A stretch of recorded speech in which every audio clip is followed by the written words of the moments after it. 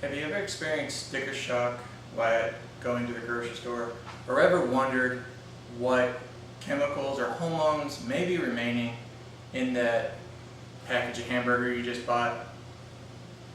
Now, if you happen to view my forum #1 introduction, you know that I'm a pretty average bow hunter. And with that, every year I attempt to harvest my own game and my own meat, and I do my own home processing. Now, don't worry, I'm not trying to convince you to become an avid hunter today or to eat all natural, organic, free-range game, although it is delicious and wonderful. But what I'm going to talk to you and tell you about is some of the equipment and things that I use to do my own home processing. To start off, I have rubber gloves. Rubber gloves are a great use to keep your hands clean, to keep things more sanitary, it just keeps things cleaner and more sanitary. The next thing is cutting boards. Now, I prefer the plastic cutting board over the wooden cutting board for a couple reasons. One, I find that the plastic cutting board seems to be a little bit easier to clean and a lot easier to keep sanitary and sanitized, especially if you use your cutting boards for multiple uses like most of us tend to do. The other thing with the plastic cutting boards is they have this kind of more textured surface, and with processing your own game, as it kind of gets warmer, it starts to develop a little film, and I noticed that the texturing and the ridges in the plastic cutting boards seem to help keep it from sliding around and accidentally cutting yourself, or helping prevent you from cutting yourself. The next thing, and the biggest thing when you're doing home processing, is some good knives. Now, primarily I use two knives. The first knife is this outdoor edge knife. It's the everyday carry, is the one that I use specifically. It's a good lightweight knife, very sharp, but the best the best thing about this knife, and the reason I use it and I choose it the most, is it has detachable, interchangeable blades. What that means is when this blade dulls, I don't have to stop or take the time to sharpen a standard type knife. I can simply throw this blade away, put on a new blade, and I'm ready to go. No time wasted, and it just keeps the flow and everything going. The second knife is this boning knife. Now, some people might consider this or look at it and say, well, that's kind of a fillet knife. And it's very similar. The main differences being that a boning knife is a little bit thicker than a fillet knife, but they're just as sharp.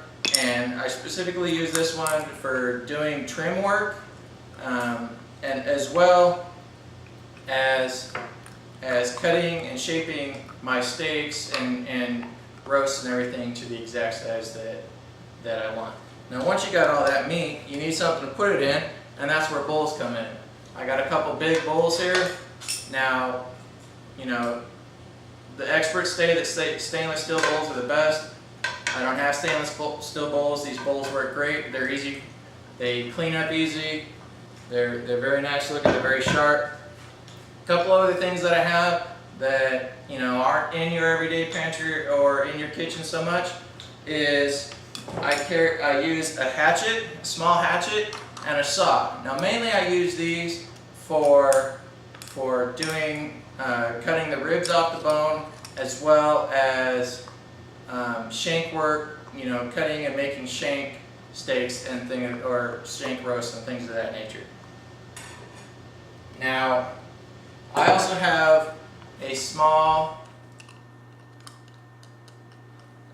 kitchen scale. I use this primarily to measure out, when I make hamburger and sausage and stuff, to measure out exactly how much meat to seasoning ratio and things like that. This scale, it's very handy for being precise with your measurements and everything.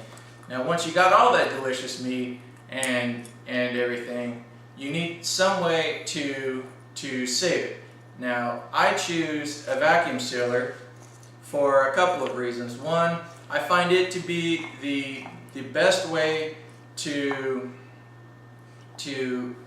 seal and keep fresh and protect my meat while it's in the freezer.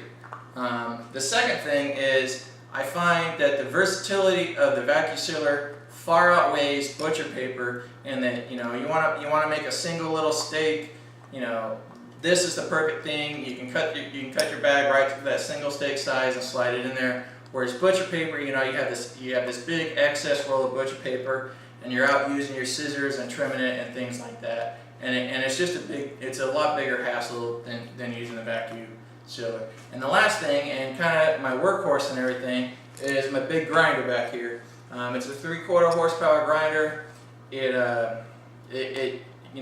makes that hamburger. And the cool part about this grinder is it comes with these attachments that you can make casing sausage. So if you're a big Brock fan or something like that, you slap one of these attachments on, and you can make sausage and everything out of it.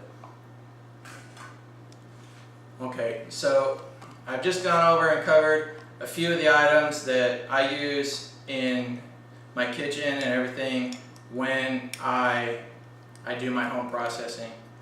Like I said, I no longer buy meat at the store. It saves, and you save on my grocery bill, specifically in that nature, as well as by doing game that I harvest, or you raise, or you go to a butcher, or somebody specifically, where that meat comes from. It's all natural. It's hormone free and organic. Thank you, and I hope you learned something and may consider in the future doing your own home processing at home.